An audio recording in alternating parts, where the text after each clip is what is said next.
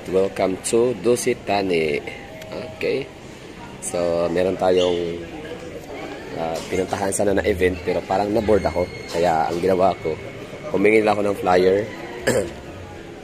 Dusitani. So, ito palang Dusitani sa Davao is, ano siya? Dalawa, Dusit dito. Ay, Dusitani sa Davao. So, ang Dusitani pala sa Pilipinas is tatlo.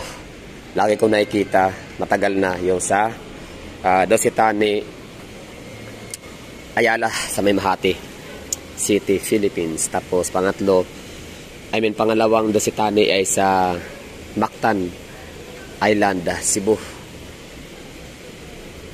Na makikita natin siya kapag lumalapag tayo sa Mactan Airport. Makikita natin yung Dusitani na yun. Para sa islet, no? Mactan. Tapos pangatlo itong Dusitani Davao. Tapos meron tong tatlong hitsura, tatlong building, no? So north wing, ito south wing yan, we're facing south wing area, hotel, and ito naman ay north wing, ito yung pinapatayuan natin. Tapos yung isa naman, yung gitna naman ay residence. Experience a new level of living in Davao City. So yun ang tatlong building. So, itong sa gitna, ito yung pinakamataas na building nila. Abot siya ng 12 floor. Yan, 12 floor. So, lahat yan ay condo unit or residence. Tapos, ito namang sa south wing ay 7th floor. Pero, hindi siya, hotel yan ha. Tsaka ito, hotel dito. North wing, south wing. So, itong south wing na yan, meron siyang 7th floor. Pero, hotel siya, pero hindi lahat, no? Kasi ang first, second, third, fourth, and fifth floor ay hotel. And the 6th and 7th floor is residence, condo unit. Tapos, ito namang north wing na to ay, puro talaga to siya, hotel. Hanggang 5th floor. Second, third, fourth, and 5th floor. Yan, hotel yan. So, ang ground floor ay siya, ballroom, lumpini, yung mga gano'n, no? Mga event area. Tapos, syempre, ito yung poolside, kung saan lahat dito pwedeng maligo, no? Kung ikaw ay naka-check-in sa hotel or owner ng unit, residence. So, tinanong ko kanina doon sa may residence lobby kung meron ba silang nagpapa-OPA dito or sabihin natin na transient sa residence. Like 101 sa may Maxilum sa Cebu, di ba? Gaya sa Avida Tower, Verdon Park, o kung ano man ang mga residence, condominium residences sa Pilipinas. Di ba may mga staycation, transient. Yun ang kumbaga purpose ng iba na ba't sila kumuha, nag-invest sa mga residences, mga real estate na kagaya nito, dahil hindi para tirhan kundi para gawing business, no? So dito sa Dusitani, wala sila. Meron, para hindi sinabi nung taga-lobby kanina na wala, hindi rin sinabing meron. Basta ang sagot niya is hindi nila alam kasi private or personal transaction na daw yun, or personal business na daw yun. So, wala silang alam. So, bakit ko yung tinatanong sa guardia, sa lobby, sa information desk ng residence lobby. Tinanong ko yun kasi every time na ako'y nag-check-in sa mga condominium, mga for transient and staycation overnight, mga ganun, or overnight stay, hindi na ako naghahanap sa mga Airbnb o kung saan man ng mga platform, no? Kumbaga, diretso na ako sa lobby. So, kayo dyan, kung gusto nyo mag-staycation, huwag kayong mag-alala kung wala kayong contact, walang kakilala na merong owner ng unit. Kasi pwede na kayong dumiretso sa mga condominium. For example, Abrisa Tower, di ba? For example, Avida Tower, mga gano'n, no? So, pwede na kayong pumunta sa lobby area. Sa Abrisa, sorry, hindi ko naranasan sa Abrisa. So, doon na tayo sa may Avida, Misachera. So, sa lobby area pa lang, mga gwardya, pati yung mga, yun sa lobby, na, alam nila yun, no, kung sino yung mga unit owner sa condominium na nagpaparent overnight or nagpapa-staycation. Nagbe-business ng ganun. Kaya, diretso na kayo doon. Kaya, tinanong ko kanina sa lobby, sa front desk, na meron ba silang alam. So, ang sagot ay hindi nila alam. Ay, ibig sabihin, wala silang alam na meron kasi yung ganong transaction daw ay personal. Yan, shout out kay kuya. Personal and ano siya, personal business. Pero meron yung nabanggit sila kanina na kung gusto naman daw natin na magstay, mag-rent, pwede daw minimum of 1 year daw ang stay. So sabi ko, okay, so doon ako napakita ng interest kasi wala naman akong plano. 1 year, mahal kaya siguro nito, no? Hindi ko lang natatanong. Anyway, for today's video pala mga hagala, it's a self-serving content, no? Kumbaga gagawin ko to para sa aking sarili kasi gusto kong tingnan yung menu sa may buffet nila, merienda buffet. Nagkape pala ako dyan kanina, 164 ang kanilang Amerikano. 100. So, wala siyang pinagkaiba sa presyohan sa labas. No? Boss Coffee, 125, 130. Tapos sa Starbucks is 200. No? Decaf, 180, 190. I don't know. Tapos, basta, 164. So, okay lang siya, no? Tama lang. Kapresyo na yung mga soki nating mga kapihan. Tapos, dito naman sa kanilang Eat All You Can buffet area, meron silang 1,000 pesos ang presyohan. So, tara puntahan natin. Tapos yung sa hotel naman, mga price, no, yung kanilang standard room. Ngayon, nabanggit na kuya kanina, shoutout.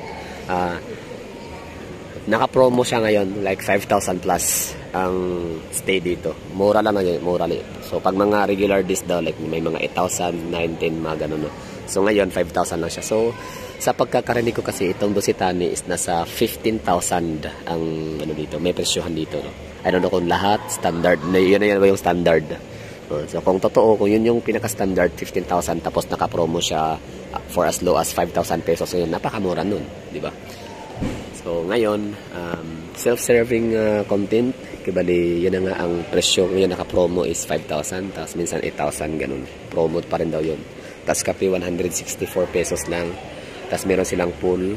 Siyempre accessible yan para sa mga nag-check-in at saka mga owner, no?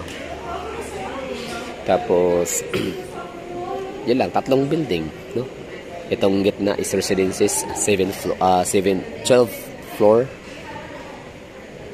South wing, 7th floor. Pero hindi siya lahat ay hotel. Dalawang hotel, South and North.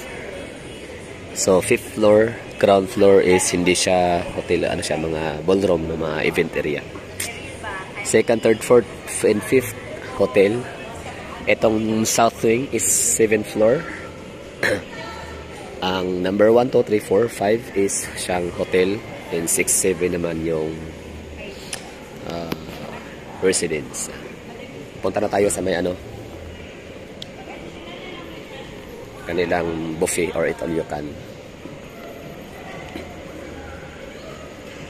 Hindi ko na pala titingnan yung kanilang siniserve sa merienda buffet nila. Ang merienda buffet is wala na, niligpit na kasi wala nang oras. Hindi na siya oras for merienda. Time check, it's 5:37. So Eat All You Can na tayo.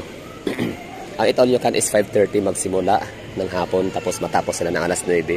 Presyo 1,000 pesos. Mas mura siya compare sa ating kinainan sa Insular Hotel and saan pa ba na buffet? Sa SM lang ng premier na Vikings. Although di pa ako nakakain doon. Di pa ako napag-buffet. Yan siya.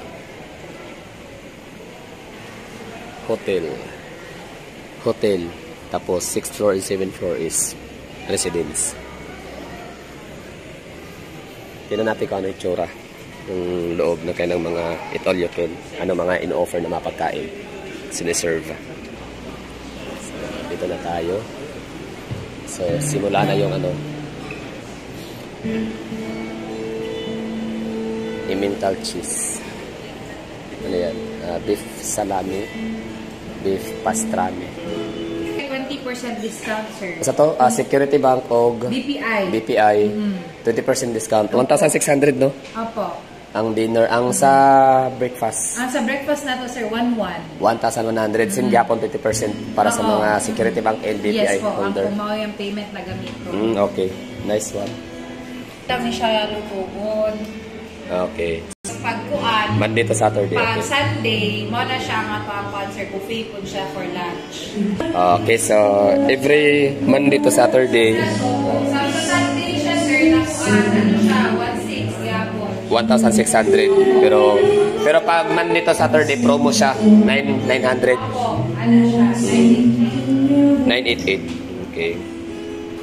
Thursday, Sige. mga 1,400 siya. Tapos from kuan, Friday to Sunday, mo na siya mag 1,600 May. Conference. For future reference ba, no? Para Opo.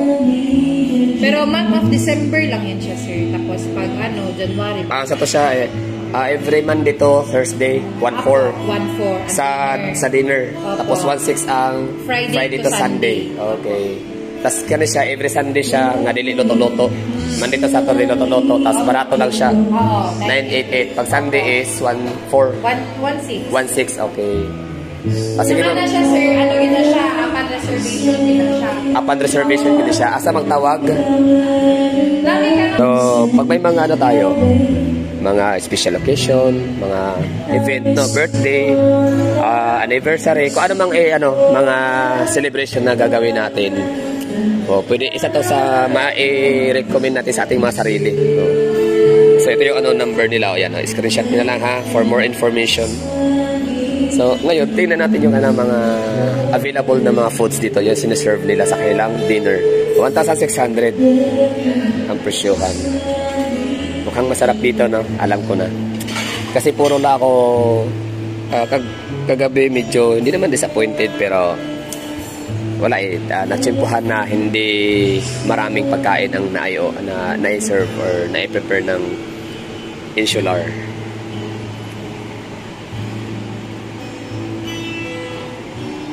Okay. Roasted beef. 1,600. Mas mahal pala siya. Okay, so hindi pala siya 1,000. Kasi yung sinasabi ko sa inyo na 1,000 pesos na mura.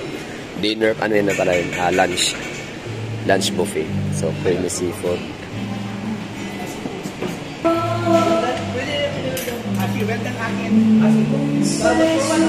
Chicken Alfredo pasta. Cajun vegetable.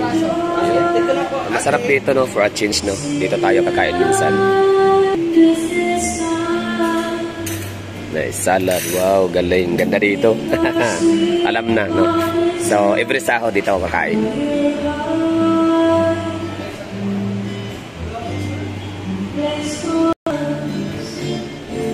Make your own halo-halo. Chocolate cake, piña colada, di ba? Dami lang mga desserts dito. Pero di ako masyadong kumakain ng dessert kapag ako nagbo-buffet. Sa paprika. Oh, yun lang mga hagala, no? So far, mukhang mas masarap dito kung i-compare ko siya sa Insular. Sa presyo pa lang, di ba? Diferensya na siya. So, tatay kabila.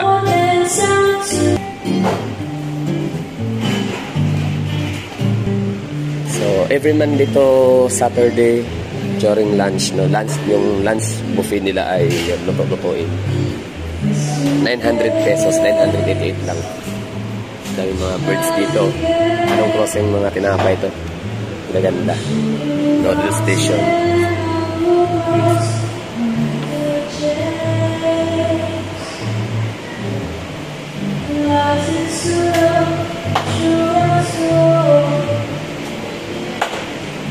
Galing, no? At least may idea na ako. So, salamat sa aking sarili. Salamat po, no, kagala. Salamat sa aking sarili dahil na-discover ko to. Salamat sa nag-invite sa akin sa pa-event. Kaya napunta ako dito at na-review or natingnan ko. Nasilip ko yung loob ng Dos Italy. So, ganito pala siya kaganda.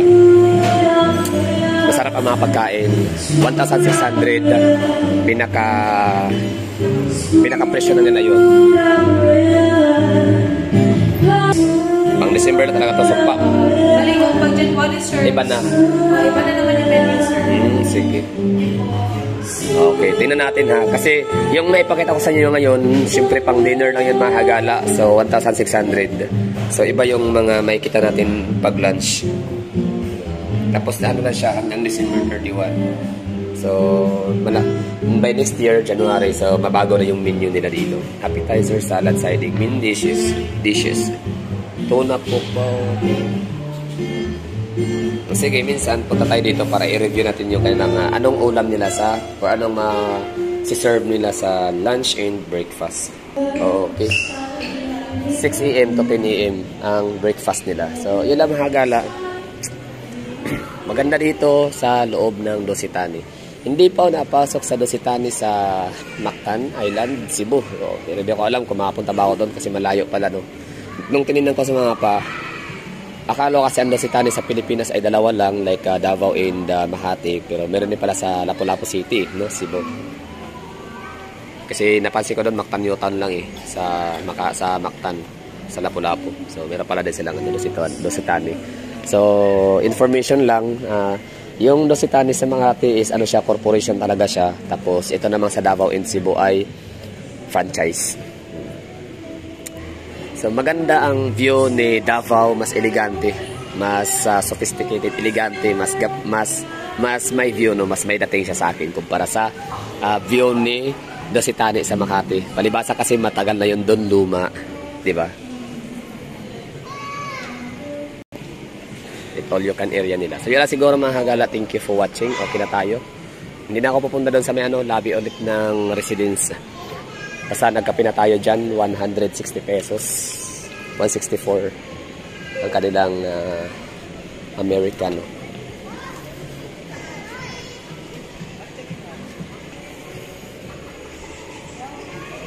Pasok tayo dito para tingnan natin yung kailangan lobby naman sa entrance sa hotel.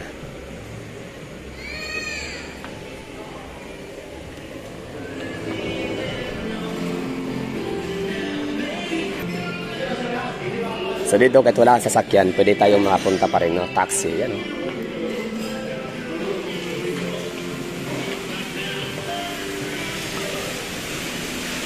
Pwede mo sakyan yan sila ulit for assist, pwede ka magpa-assist kung wala kang grab apps.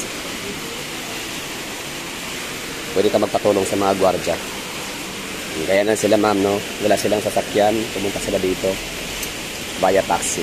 Okay na yun. So, okay na tayo mga hagala. Hindi ko lang kayo ma-tour sa kasi wala naman silang roof deck, no, na maibigay sa atin as amenities para makita sana natin overlooking ang downtown Davao and the Samal area. O nga pala, meron tayo dito nakuhang flyer. Ito, dalawang gusali na to. Idadagdag pa to, Sunto Rice. Sa likod lang nitong Dositani. Okay na tayo mga hagala. Basta patulong tayo dito sa mga gwardiya kapag wala tayong taxi, wala tayong grab up. No? So, pag gusto tayo umuwi na, lumabas na ng hotel after kumain or restaurant. Iba nga, naglakad lang. Pwede na sila. Malapit lang naman, lakadin. Lakad lang yun sila, mga bisita yun sila siguro, no? Or yun, mag-overnight stay. So hindi ko alam, shout out dyan sa mga unit owner ng Dositani Residence. Baka meron kayo kakilala, so comment nyo ang number dito para matawagan natin the moment na meron tayong mga kakilalang gustong mag-check-in dito. Or for example ako, di ba? Gusto ko mag-overnight stay sa Dositani Residence.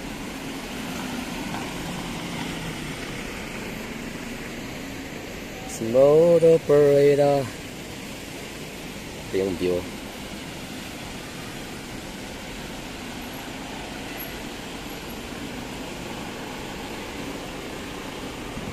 Nice. So it's Dositani Davao City branch. Siya? Franchise. Dositani Mactan Lapu-Lapu Cebu. Franchise din. Dositani Makati City sa may Ayala Corporation. So, ibig sabihin, 3 lang, no? Dami ng hotel sa Davao. Galing. Kaya napaka-in-demand ngayon ng Jojo Ilagan o kung ano mga eskwelahan dito sa Davao, mga colleges na nag-o-offer ng mga courses, services, hotel and restaurant services courses. So okay na tayo mahagala. Basta yun lang pinaka-importante nun, nakapag-vlog ako dito sa loob at nasubukan ko yung kape nila, masarap.